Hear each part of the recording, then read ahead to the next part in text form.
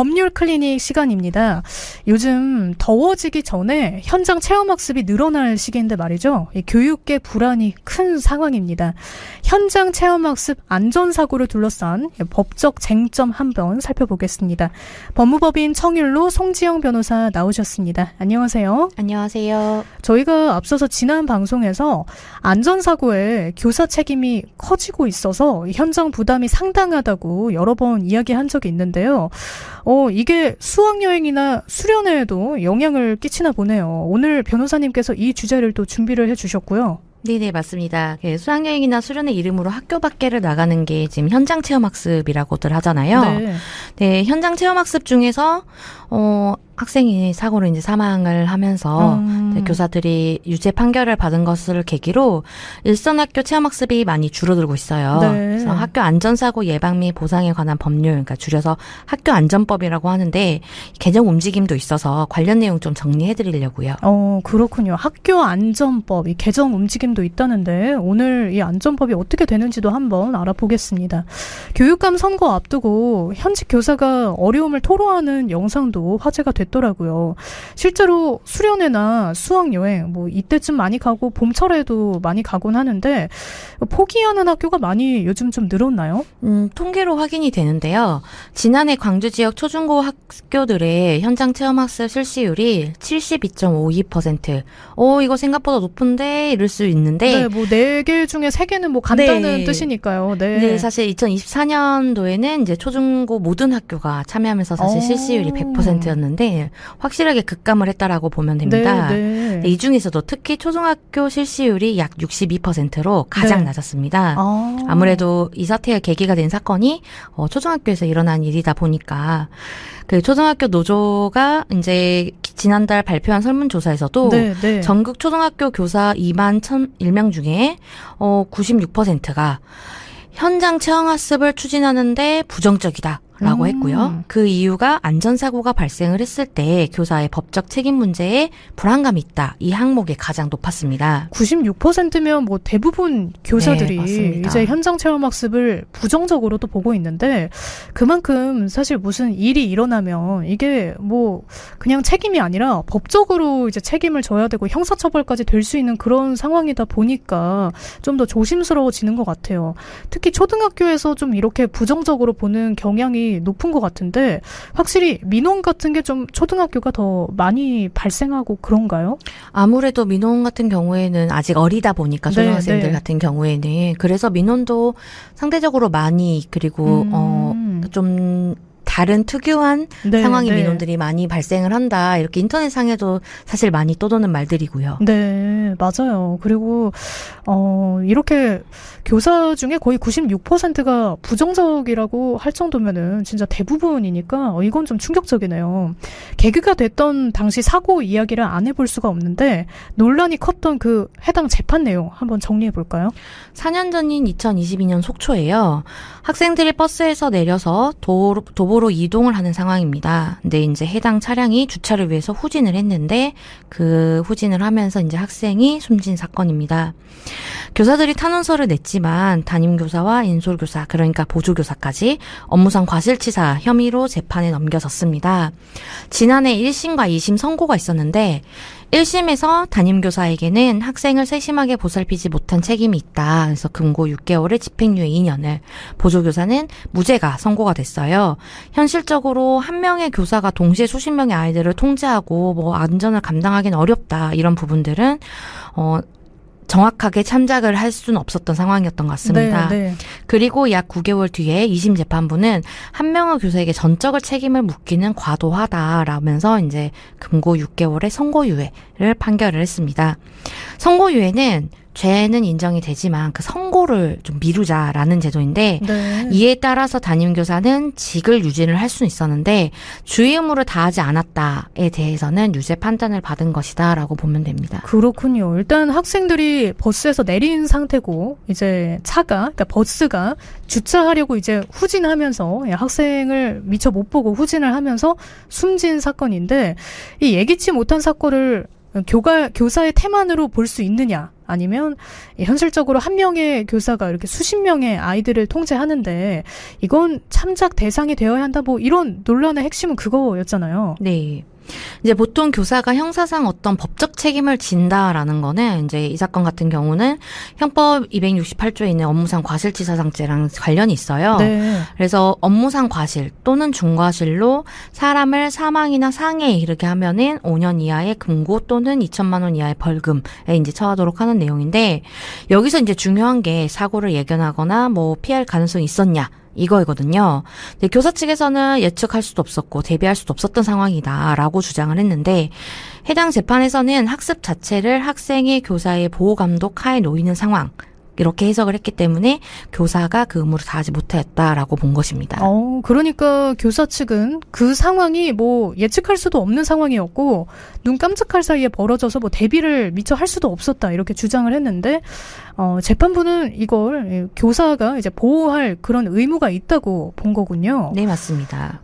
그러니까 사실 이 재판이 나온 후부터는 이제 선생님들이 내가 조금만 무슨 사고를 발생을 하면은 이제 내가 형사 책임을 좀 지게 될 수도 있구나 이런 좀 위기감이 들면서 아예 현장 체험 학습을 가지 말자 뭐 이런 결과로 또 이어졌다고 보면 되는데 이 판결 이후에 뭐 반발도 많이 나왔고요. 대책도 많이 나왔죠. 네.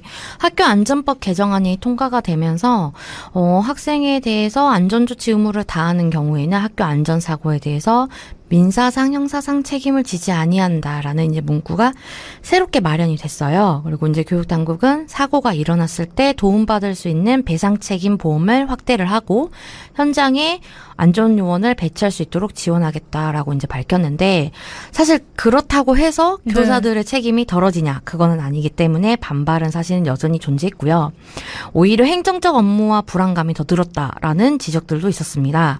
실제로 제가 만난 한 교사는 학교 밖 체험을 계획하는 것 자체가 어떻게 보면 내 직을 걸어라 네. 라는 건데 어떻게 그거를 실행을 할 수 있겠냐라고 하더라고요. 그렇군요. 사실 정말 안전한 길은 교사 입장에서는 학교 밖 체험을 하지 않는 게 가장 안전하다고 볼 수밖에 없겠네요. 어떻게 보면.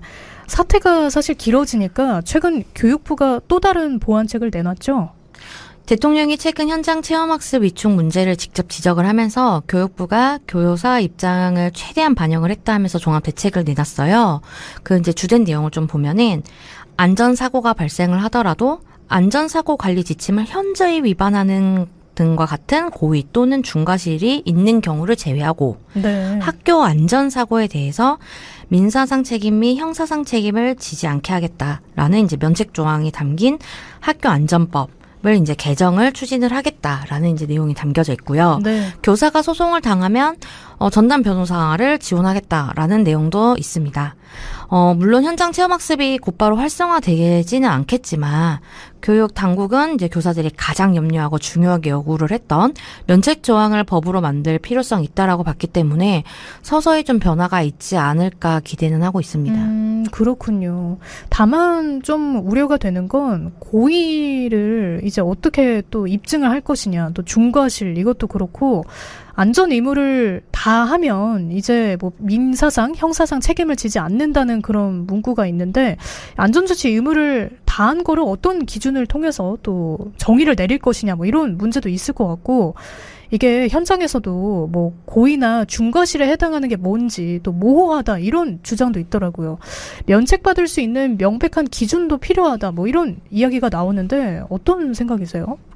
사실 어떻게 보면 가장 쟁점이 되는 부분이기는 해요. 근데 법에 이러한 명확한 기준을 정확하게 설치를 한다라는 거는 어떻게 보면 예측 가능성이나 안정성을 확보한다는 점에서는 긍정적인 일은 맞아요. 네. 이를테면 교통사고 처리 특례법은 자동차 종합보험에 가입이 되어 있거나 피해자와 합의해서 처벌부로 의사를 표현을 했으면은 형사처벌을 피할 수가 있거든요. 그런데 반대로 이렇게 너무 기준이 명확해버리면 이 기준에 조금이라도 미달할 경우에는 어떻게 될 것이냐. 그리고 이게 기준을 형식적으로만 지켰다고 한다면 어떻게 될 것이냐. 네. 이게 현실이 사실은 모든 거를 규격화를 시킬 수는 없거든요. 네. 그래서 이 전체적인 상황을 보거나 이런 정황 증거들을 다 살피면 충분히 참작할 만한 상황이 여지가 있는데 네.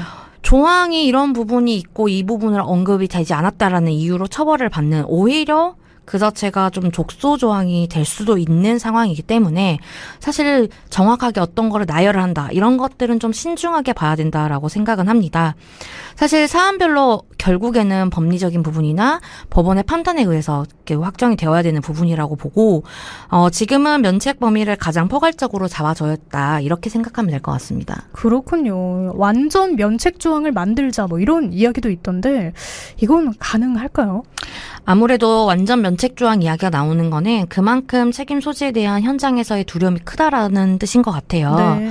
근데 사실 어떻게 보면은 억울한 피해자가 사실 생길 가능성도 배제할 수는 없고요. 네. 위헌의 소지도 있다고 보여진다 보니까 사실 어떻게 보면은 내 잘못이 있다라고 한다면 처벌을 받을 수밖에 없는 거는 맞는데 네. 이거를 잘못을 해도 처벌을 받지 않는다. 이러한 너무 예외적인 규정이 생기는 거에 대해서 어떻게 보면 극단적으로 도덕적 해이가 발생을 할 수도 있고요. 그래서 이런 것 때문에 저는 솔직히 쉽지 않을 거라고 보여지고요. 네. 개인적으로 현장에서 준수해야 되는 매뉴얼을 사실 조금 더 세부적으로 만들고 그리고 현장에서 사실 이걸 계속 다듬어가는 절차를 거쳐서 이를 이행을 했을 때 과실이 없다라는 부분을 어느 정도 유연하게 구조로서 인정이 된다고 한다면 이게 사실은 실질적인 보호책이지 않을까라고 생각합니다. 네, 그렇겠네요. 어떻게 보면 안전관리 매뉴얼을 조금 더 세부적으로 좀 세세하게 만드는 게 좋지 않을까 이런 생각이 드는데 사실 아마 가장 안타까움을 느끼는 쪽은 학생들이 아닐까 싶어요. 어떻게 보면 뭐 체험학습 이런 거 되게 좋아할 나이인데 그렇죠. 네, 어떻게 보시나요, 이거는? 사실 학창 시절 추억이 있는 사람으로서 저 네. 또한 사실은 같은 생각입니다. 그래서 교육과정에 대한 재량권이 교사와 학교에 있기는 하는데 사실 이런 체험 활동이 위축이 되는 거는 이러한 체험을 해볼 수 있는 기회 자체가 사라지는 거니까요. 그래서 시스템을 좀 제대로 정비를 해서 혼란과 불안이 좀 정리가 됐으면 합니다. 네, 맞아요. 아이들이 얼마나 소풍 좋아하는데요. 맞아요. 도시락 싸서 사진도 찍고 참 즐거운 추억 많이 만들 텐데 예. 꼭 그 법과 시스템이 제대로 꼭 정비가 되었으면 좋겠습니다. 오늘은 현장 체험학습 안전사고를 둘러싼 최근 법적 논의 쟁점 살펴봤습니다. 오늘 말씀 감사합니다. 감사합니다.